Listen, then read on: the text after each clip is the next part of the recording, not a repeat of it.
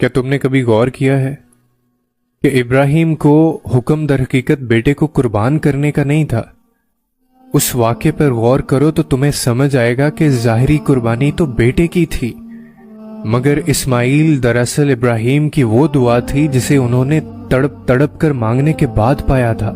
اور پتہ ابراہیم علیہ السلام کے لیے اللہ کا امتحان بیٹے کو قربان کرنے کا نہیں تھا،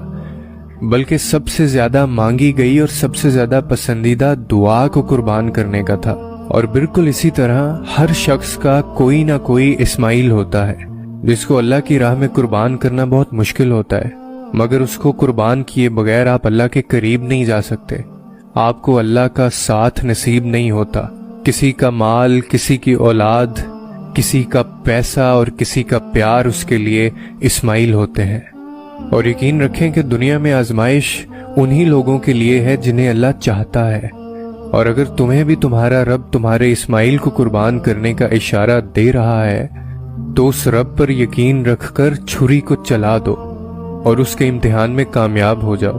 اور یقین جانو وہ تمہارے اسماعیل کو قربان ہونے نہیں دے گا۔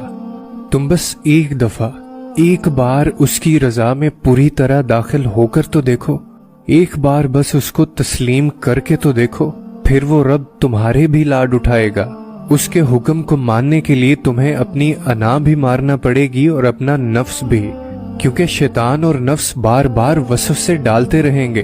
اور تم بار بار تھکو گے۔ اور انتظار کرو اس وقت کا جب خوشی کے آنسو تمہارے گالوں کو تر کریں گے، اور یقین رکھو وہ تمہیں سن رہا ہے، اور وہ جس کو پسند کر لے اس کی کوئی خواہش کبھی بھی ادھوری رہ ہی نہیں سکتی۔ بس صبر رکھو اور اس کے معجزے دیکھو، اور بے شک اللہ سننے والا اور جاننے والا ہے۔